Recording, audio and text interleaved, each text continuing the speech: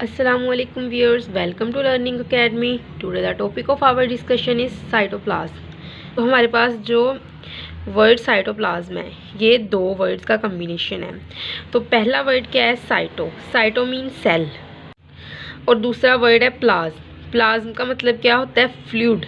तो सेल के अंदर जो फ्लूइड पाया जाता है उसको साइटोप्लाज्म कहा जाता है। मतलब कि ये जो सारा फ्लूइड सेल के अंदर पाया जाता है, न्यूक्लियस की आउटर मेम्ब्रेन से लेके सेल की इनर मेम्ब्रेन तक, प्लाज्मा मेम्ब्रेन की इनर साइड तक जो भी फ्लूइड पाया जाएगा जिसके अंदर ऑर्गेनेलीज और माइक्रोट्यूबल्स सब कुछ स्कैटर्ड होंगी, तो उसको हम क्या कहेंगे? वो क्या है? साइटोप्लाज्म।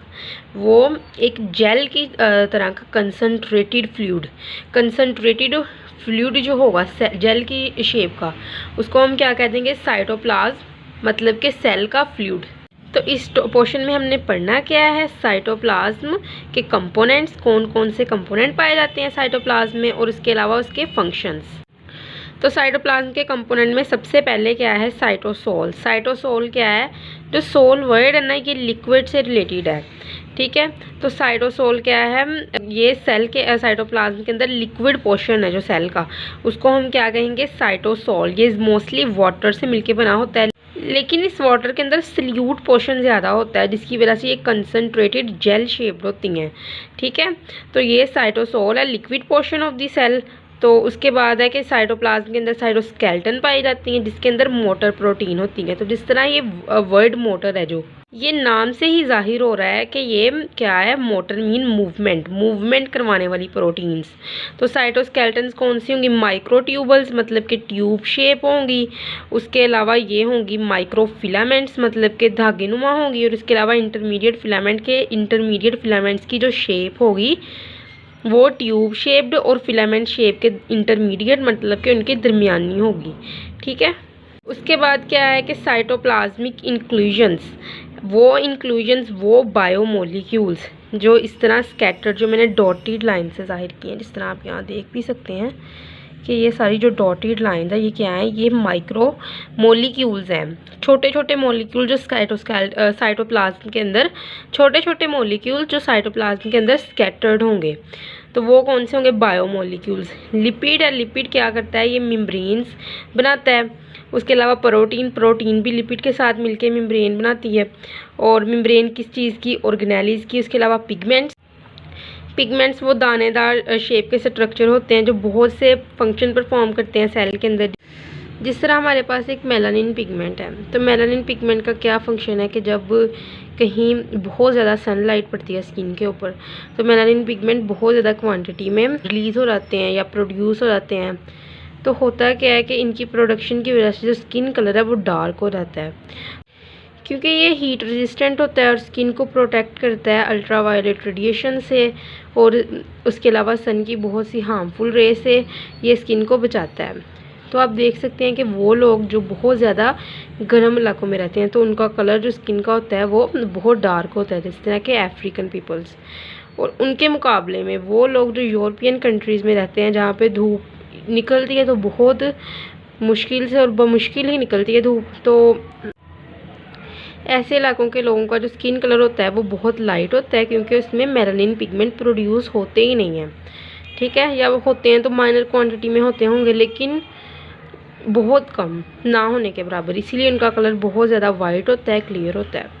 तो ये डार्क कलर फिर क्या हमने देखा कि डार्क कलर बचाता है किस चीज़ से? कि वो लोग ज़्यादा अडॉप्ट होते हैं इन्वायरमेंट हैज़र्ड से, इन्वायरमेंट की तब्दीली में वो लोग ज़्यादा रेजिस्टेंट रखते हैं अपनी बॉडी में, डार्क पीपल्स मुकाबले में किनके? जो कि वाइट कलर के लोग होते हैं, जिनका कलर बहुत ज़्यादा वाइट होता है, तो उनके मुकाबले में जो डार्क कलर के लोग होते हैं उनके अंदर ज़्यादा, उनकी बॉडी में ज़्यादा डेवलपमेंट्स होती हैं, ज़्यादा रेजिस्टेंट होती है। तो उसके बाद देखते हैं बायोमोलिक्यूल्स कौन कौन से पाए जाते हैं? कार्बोहाइड्रेट्स, जो कि एनर्जी प्रोड्यूस करते हैं, कार्बोहाइड्रेट्स से एनर्जी प्रोड्यूस होती है बॉडी के अंदर। सारे कार्बोहाइड्रेट्स भी कहाँ पाए जाते हैं? साइटोप्लाज्म में। उसके बाद हम बात करते हैं ऑर्गेनेलीज कौन कौन सी पाई जाती हैं साइटोप्लाज्म के अंदर।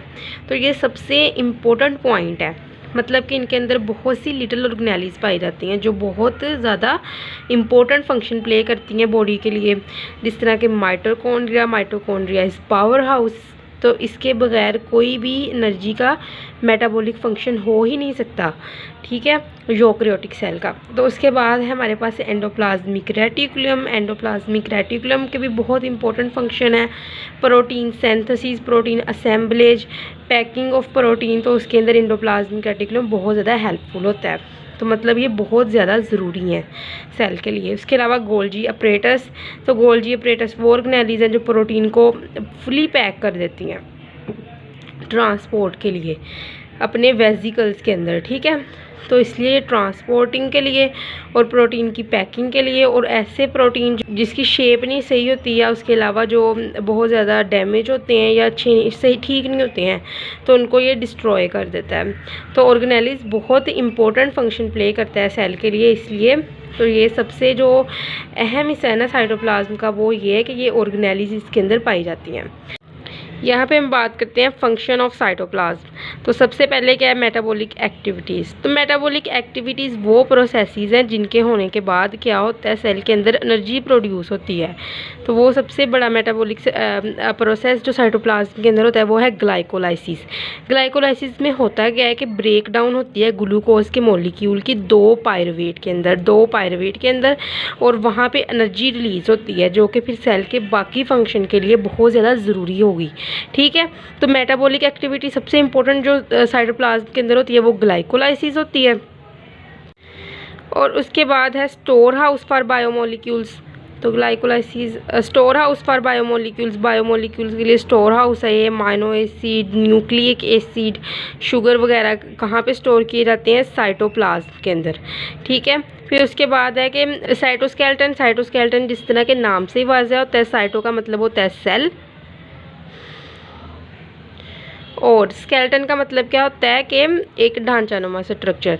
तो ये ढांचानुमा स्ट्रक्चर जो सेल के अंदर पाया जाता है, तो वो साइटोप्लाज्म में ये पाया जाएगा, जो मेंटेन करेगा सेल की शेप हो और हेल्प करेगा मूवमेंट ऑफ द मॉलिक्यूल्स। मतलब शेप को भी मेंटेन करना है साइटोस्केलेटन ने, और मूवमेंट करवानी है मॉलिक्यूल्स की एक पार्ट से सेल के दूसरे पार्ट तक, ताकि जो मॉलिक्यूल्स होंगे बहुत इंपॉर्टेंट मॉलिक्यूल्स जिस तरह लिपिड, प्रोटीन, पिगमेंट्स और कार्बोहाइड्रेट्स ये इवनली डिस्ट्रीब्यूट हों सेल में, कहीं भी इसकी कमी ना आए, ठीक है।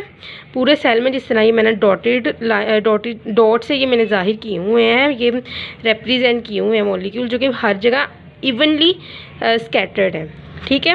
यहाँ पे हम बात करेंगे वो ऑर्गेनेलीज जो साइटोप्लाज्म के अंदर पाई जाती हैं। इन ऑर्गेनेली को साइटोप्लाज्म क्या करता है, एक सूटेबल इन्वायरमेंट प्रोवाइड करता है। उसके बाद हम बात करेंगे protein synthesis of ribosome. Ribosome के लिए जो राइबोसोम एक टिनी ग्रैनुअल्स पाए जाते हैं साइटोप्लाज्म के अंदर, जिस तरह हमें पता है कि वो क्या करते हैं, वो प्रोटीन बनाते हैं सेल के लिए। तो इसीलिए साइटोप्लाज्म की बहुत ज़्यादा अहमियत है। अगर ये साइटोप्लाज्म ना हो तो सेल का कोई वजूद ही ना हो। यहाँ तक की था हमारा topic. Thank you so much.